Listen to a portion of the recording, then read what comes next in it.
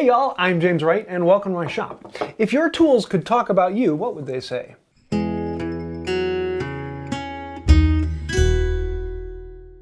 One other thing I love about antique tools is they all have a story and they all like to talk about their past owners. Some of them don't talk that much, but oh look, this owner had a pegboard. Some of them I might know the user's name or I might have their initials. Some of them will talk about the love and care they were given. This one at one point fell and this horn broke off, but he very, very meticulously put it back together, glued it, and he put in screws. A really nice repair job. Some of them, like this number 2, were repaired but weren't done very well.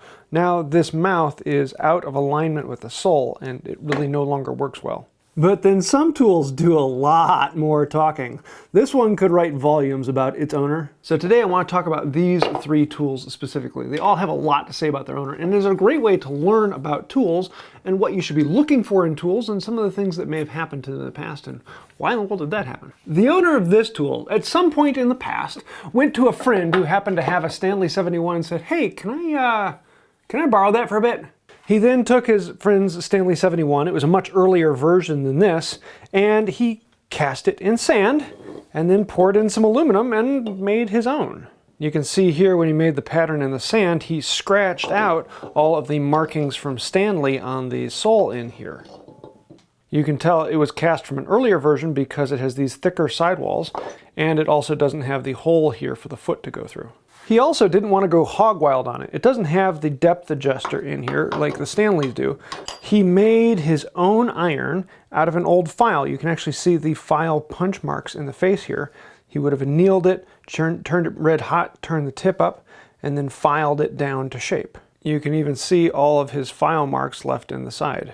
He was a very industrious worker, and you could tell he knew what he was doing. Yeah, he wasn't a professional at it, but he made a very functional tool. He wasn't trying to make a top quality tool with all the fit and finish. You can tell his knobs are each a little bit different. They're both fully functional. You can tell the sole isn't perfectly smooth. There's some low spots on it, but it is nice and flat. He took the easy road of drilling all the way through the body to put a bolt into it and then filing it off flush, as opposed to just drilling it halfway through like the Stanleys do. He made his own iron, but he didn't go through the mess of putting in a depth adjuster on it. He just wanted to adjust it with a hammer. Quick and easy and functional. Aesthetics were not a huge part of the plan here. It was just to make a tool that he could use and get stuff done around the farm. The fascinating part is he made this tool so well that it's had several users over the years. There are names stamped in the sole, and at least 3 of them. There's one down here that's W something something PA. And then there's another one up here that's KLAF. And then there was an owner over here that's JKA. And JKA also stamped over this and this as well. So 3 owners at least had this. And all 3 owners loved this tool so much that they didn't want someone to steal it, that they were willing to stamp their name into it. The next tool I want to talk about is this one, which is an interesting little tool. The first time I saw it on the shelf at an MWTCA meet, I thought, nice little keyhole saw. But then I took a closer look at it. It's really kind of fat to be a keyhole saw, and the teeth go... Let's look at this thing. The first thing that caught my eye is that this nut, no sawmaker would put a nut that close to the edge and then trim it off. And then the bottom of this handle is perfectly straight and with the grain of the wood. Normally there would be some sort of decoration on the bottom. That tells me this handle used to have a full loop that went all the way around. Very similar to this early Spears & Jackson. You can see how the handle was reshaped probably when the lamb's tooth broke off. And this saddle shape on the top is very common in old Spears & Jackson saws. Then we take a look at the plate here and we see that whoever filed this kept filing and kept filing. This used to be a much larger plate. With the handle size, it was probably at one time close to the same size as this plate. But this saw made so many projects and been sharpened over and over and over again that as they kept sharpening it, the teeth kept coming up, and the top got thinner and thinner and thinner until it just became this little point that broke off. Well, they could still use it. So he kept on sharpening it and he kept on taking off more and more teeth until the plate that used to be down here is now all shavings. This saw made a ton of projects. The owner of this saw made his living with this saw and sharpened it regularly. And in some cases, people use them so often that they sharpen them almost daily. He was a frugal woodworker, but he made this saw last as long as it possibly could and eventually made it into a keyhole saw. The modifications on the saw and filing this smooth and filing the nuts down showed that someone knew what they were doing, but there's a lot more wear and tear underneath those changes, so you knew that the person who made the modifications kept using this. It wasn't something that broke and, oh, I'll modify it into something else and I might use it in the future. No, he used this regularly even after the changes took place. The user was frugal. He had a tool that could do the job, so why would I throw this in the trash when I can make it do what I need it to do?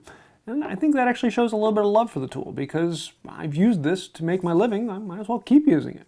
This third one is probably the most interesting of the three. At first glance, it looks like a standard Eastern European plane with a horn on here, and it was at one time. It was a smoothing plane with a horn on the front. One of the problems with wooden planes is they wear out relatively quickly.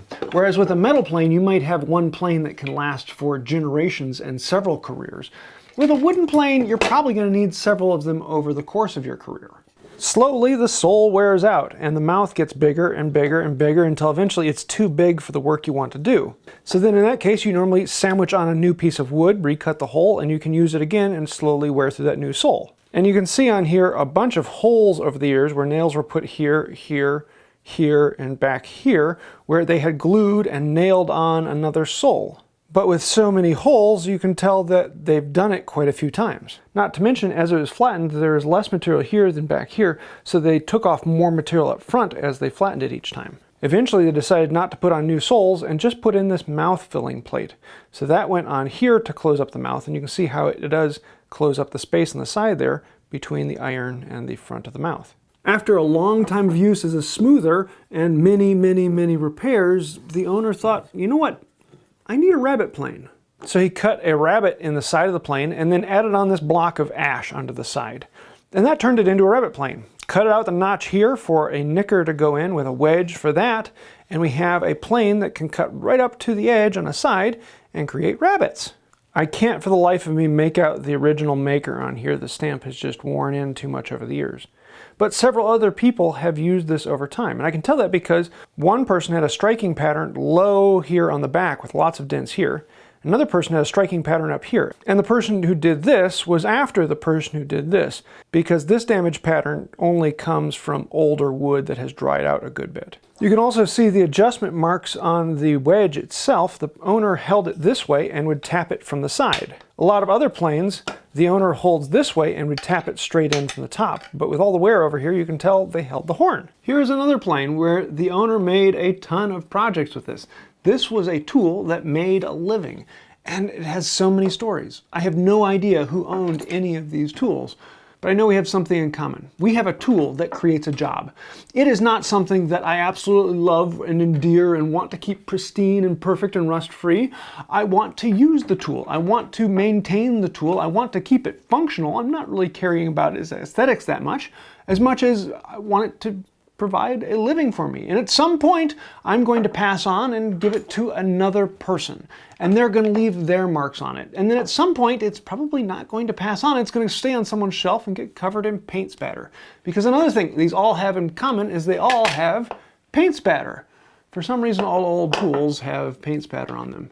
But that tells you another step in their story. At some point, they were no longer loved. They were no longer cherished. They sat on the bench and just kind of started to die until someone found them and sold them in an MWTCA event, and now their story can be told to other people. So, to JKA and LW and all the other names stamped on all of my tools, I want to say a huge thank you for taking care of your tools and passing them on to me. And I'm going to do the same, and hopefully they'll have another life going on. If you want to see other videos like this, go over to Rex Kruger's channel. He has a series on hand tool forensics where he takes a tool and looks at it and says, what has changed over time? What can this tool teach us about how to use it? As well as he has a couple pieces of furniture he's put into that. Really fascinating stuff and well worth it all. I'll leave a link to him down below. Definitely go take a look at them. But I hope you like this. If you have other thoughts or things you have learned from tools, let me know those down below. I love learning from that, and thank you. Anytime you put a comment down below, I like reading through them and I answer as many of the questions as I can get to, so thank you. That actually helps out the channel. Any time you hit like, comment, share, subscribe, or thank you, Thank you. Helps us get in front of more people, helps the algorithm here, and it is fantastic. If you want to go even farther, you can click that little join button down there, or you could become a patron on Patreon, just like all of these people over here. They are all patrons who are keeping us going. We are sponsored by you. Without you guys, we wouldn't exist. You are the ones who keep the lights on, you keep the videos coming, and a lot of times you help me choose the content. So thank you for that. If you'd like to help out with that, find out more about that, you know what to do, go down below. I think I'll do it for now, and until next time, have a wonderful day. Oh, you wouldn't believe what happened to me. Bob dropped me on the floor one time. Oh, that's nothing, mate. Richard, he turned me from a smoothing plane into a Robert plane. Get a life, guys. My owner gave me a lobotomy.